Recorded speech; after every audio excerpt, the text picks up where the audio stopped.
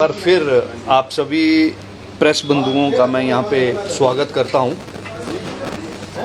और जिस प्रकार से आप सब लोगों ने जो हमारा सहयोग किया है केंद्रीय विश्वविद्यालय के मुद्दे को उठाने में, जन जन तक पहुँचाने में, तो मैं आप सभी लोगों का जो है वो विशेष रूप से बहुत आभारी हूँ कि आप सब लोगों ने जो है इसकी एक बहुत अच्छी कवरेज करते हुए आम जनता तक इस मुद्दे को पहुंचाने में जो है वो अपना जो है एक अहम भूमिका आप सब के। मैं सुन रहा था पीछे जो उन्होंने प्रेस कॉन्फ्रेंस की, वो विशेष करके दो मुद्दों को लेकर उन्होंने प्रेस कॉन्फ्रेंस की थी। एक प्रभु श्री राम मंदिर जो बना है उसमें प्राण प्रतिष्ठा का जो कार्यक्रम था उसको लेकर की, और दूसरा जो था केंद्रीय विश्वविद्यालय को लेकर।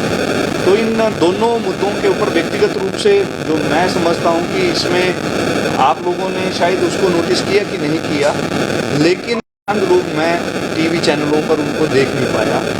उनमें से एक श्री लाल कृष्ण आडवाणी जी थे जिन्होंने अयोध्या का राम रथ लेकर जो था वो पूरे भारत का भ्रमण किया था अभी तक, जिसका इंतज़ार हम लोग लंबे समय से कर रहे हैं। और आज हमारा जो क्रमिक धरना है वो 7वें दिन चला। अब इसमें जो कल जो प्रेस कॉन्फ्रेंस जो की यहाँ पे, जो भारतीय जनता पार्टी के जो नेतृत्व था उन्होंने यहाँ पे प्रेस कॉन्फ्रेंस की, और उस प्रेस कॉन्फ्रेंस में उन्होंने कहा कि हम लोग 27 तारीख को जो है वो एक धरना करेंगे। जबकि पहले मैं पढ़ रहा था न्यूज़पेपर के माध्यम से तो वो रैली करना चाहते थे, लेकिन उनका कार्यक्रम धरने का हुआ, परिवर्तित हुआ। अच्छी बात है, वो धरना देना चाहते हैं, सेंट्रल यूनिवर्सिटी की लड़ाई को लड़ना चाहते हैं, बहुत अच्छी बात है, स्वागत योग्य है, ठीक है, आप कर सकते हैं। लेकिन उनसे हमारा आग्रह रहेगा, उनसे हमारा आग्रह सिर्फ इतना सा है कि आप इस मुद्दे का राजनीतिकरण ना करें। ये एक सामाजिक मुद्दा है। जो आम जनता है, जो हिमाचल प्रदेश कांगड़ा चंबा की जो स्वाभिमान की लड़ाई लड़ने वाले लोग हैं, वो इस लड़ाई को लड़ रहे हैं। और अगर आप इसमें सहयोग करना चाहते हैं तो आप भी आइए, आपका स्वागत है। आप भी अपने, जिस प्रकार से वो आह्वान कर रहे थे सभी बाकी एमएलएज का कि अपना जो है वो आप अपने को एक तरफ रख के, पार्टियों को एक तरफ रख के आप आगे आएँ और इसकी लड़ाई को लड़ें, तो हम भी उनसे यही आह्वान करना चाहते हैं कि जो आपके ये झंडे डंडे की लड़ाई है इसको एक तरफ रखिए। आपके कारण इस आंदोलन को नुकसान हो सकता है, आपके कारण इस मुद्दे का राजनीतिकरण होगा। अभी तक लोग जो हैं वो बीजेपी और कांग्रेस से ऊपर उठकर जो हैं इस मुद्दे की लड़ाई को लड़ रहे हैं, इस लड़ाई को जो है वो एक दिशा की तरफ लेके जा रहे हैं। और ये लड़ाई पिछले कई लंबे समय से चल रही है। जब ये सेंट्रल यूनिवर्सिटी बनी थी तो उस समय के तत्कालीन जो प्रधानमंत्री थे डॉक्टर मनमोहन सिंह जी, उन्होंने यहाँ पे जो है हिमाचल प्रदेश को केंद्रीय विश्वविद्यालय दिया। उस केंद्रीय विश्वविद्यालय की स्थापना जो है माननीय उस समय के मुख्यमंत्री वीरभद्र सिंह जी ने धर्मशाला में उसको स्थापित करने की घोषणा की। उसके बाद प्रेम कुमार धूमल जी की भी सरकार रही, उसके बाद फिर कांग्रेस की सरकार आई, उसके बाद फिर भारतीय जनता पार्टी की जयराम जी की सरकार आई, और उसके बाद फिर अब कांग्रेस की सरकार जो है वो हिमाचल प्रदेश में है। अब किसी एक पार्टी को इसमें दोष देना, ये दोषी करार दें हम, तो मैं समझता हूँ कि ये उचित नहीं होगा। अब उनकी मजबूरी हो सकती है कि लोकसभा चुनाव आ रहे हैं, लोकसभा चुनावों में वो जनता के साथ जुड़ना चाहते हैं, और जनता जिस मुद्दे को लेके लड़ रही है उस मुद्दे के ऊपर वो अपना एक अधिकार करना चाहते हैं, ऐसा वो जो प्रयास कर रहे हैं। तो मैं उन लोगों से यही कहना चाहूँगा कि आप ऐसा प्रयास ना करें, आप जनता के मंच पर आएँ और जनता के साथ कंधे से कंधा मिलाकर इस लड़ाई को लड़ें। और जिस प्रकार से कांग्रेस पार्टी है, कांग्रेस पार्टी के कई लोग जनता के आंदोलन से जुड़े हैं। हमारे स्थानीय विधायक सुधीर शर्मा उसके उदाहरण है। जगजीवन पाल जी, एक जो अभी इंडिपेंडेंट चुनाव लड़ा, पूर्व में वो कांग्रेस के विधायक थे, वो इस धरने का समर्थन कर रहे हैं। कांगड़ा के संघर्षशील नेतृत्व जिसको गिना जाता है मेजर विजय सिंह मनकोटिया, वो इस संघर्ष में हमारे साथ जुड़ चुके हैं। वयोवृद्ध नेता, भारतीय जनता पार्टी के स्तंभ श्री शांता कुमार जी जैसा नेतृत्व जो है वो हमारे इस आंदोलन के साथ जुड़ा हुआ है, तो फिर ये अलग से डपनी बजाने की आवश्यकता क्यों है? आप लोग आइए, आप लोगों का स्वागत है, आप जनता के साथ कंधे से कंधा मिलाकर चल रही है, लेकिन आप समाज के अंदर एक जो अभी मुझे जो नीचे से सूचनाएं मिल रही हैं, जो कार्यकर्ता हम लोग काम कर रहे हैं, अभी जिस प्रकार से सूचनाएं आ रही हैं, वो जो हमें बता रहे हैं कि नीचे जो है भारतीय जनता पार्टी ये चाहती है कि इस आंदोलन का विभाजन हो और ये आंदोलन जो है कहीं ना कहीं ये कांग्रेस और बीजेपी का आंदोलन हो, और हम लोग ऐसा नहीं चाहते।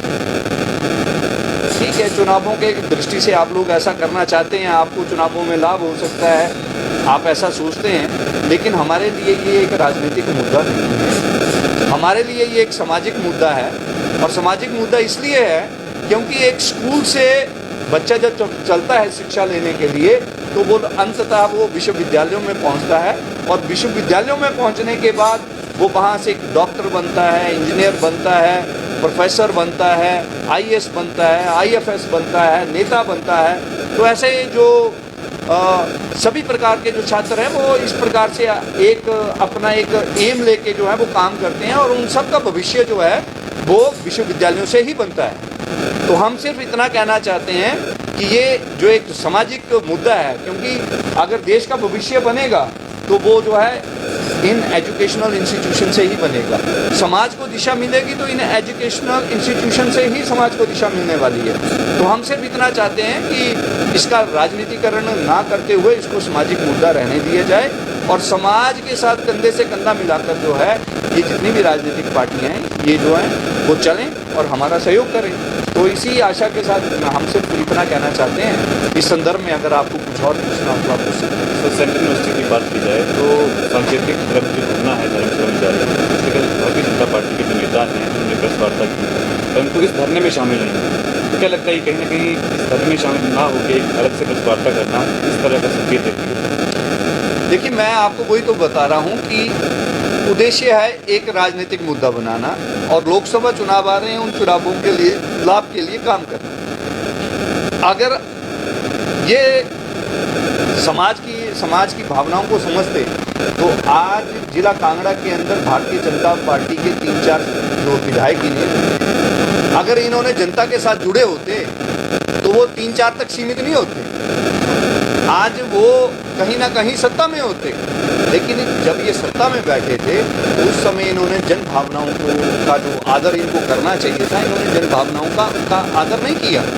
इस कारण से आज ये सत्ता से बाहर हैं, और सत्ता के बाहर जाने के बाद अब इनको लगता है कि पुनः सत्ता में जाना है तो जनता से जुड़े हुए मुद्दों के ऊपर हमको जो है वो आगे आना चाहिए और उसके लिए लड़ना चाहिए। तो इसी कारण से ये जो है इस आंदोलन को विभाजित करने का प्रयास कर रहे हैं, जो कि सहनीय नहीं है।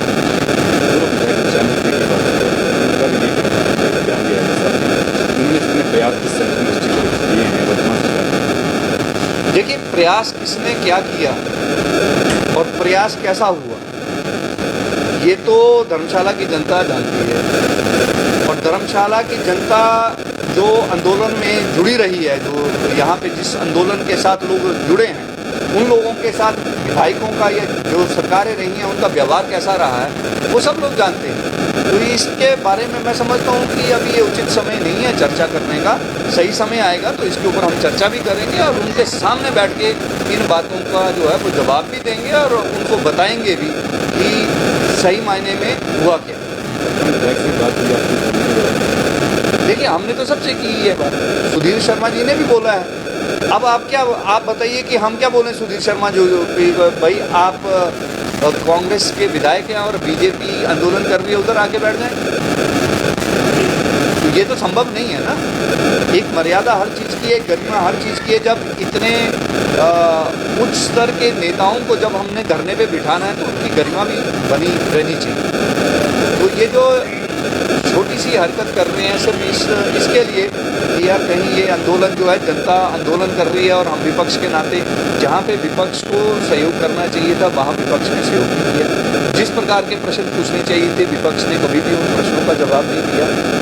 मैं आपको बता रहा हूँ क्या अगर मैं अभी प्रश्न पूछूं कि क्या भारतीय जनता पार्टी ये बता पाएगी या भारतीय जनता पार्टी की तत्कालीन सरकार जो थी, जब धर्मशाला के लिए पूर्ण रूप से जो केंद्रीय विश्वविद्यालय आया था तो उसको विभाजित क्यों किया गया? उस समय तो भारतीय जनता पार्टी की सरकार को यहाँ पे जमीन तक भी नहीं मिली, यहाँ पे भूमि भी उनको नहीं मिली। तो क्या इसका जवाब वो दे पाएंगे कि ऐसा क्यों हुआ? क्यों नहीं आपने यहाँ पे जब भूमि उपलब्ध थी तो आपने क्यों लोगों को गुमराह किया? ऐसे कई प्रश्न हैं, अगर हम पूछना चाहें तो ऐसे कई प्रश्न हम उनको ऊपर खड़ा कर सकते हैं, उनको पूछ सकते हैं। लेकिन हमारा उद्देश्य किसी के ऊपर प्रश्न खड़ा करना नहीं है, हम इस मुद्दे को समाधान की ओर लेके जा रहे हैं और हमें पूर्ण आशा है कि जो माननीय मुख्यमंत्री हैं वो हमारी बात को सुन रहे होंगे और आप लोगों के माध्यम से वो कुछ ना कुछ जो है वो बताएंगे, और अगर वो नहीं बताएंगे तो वो भी इसका परिणाम जो है वो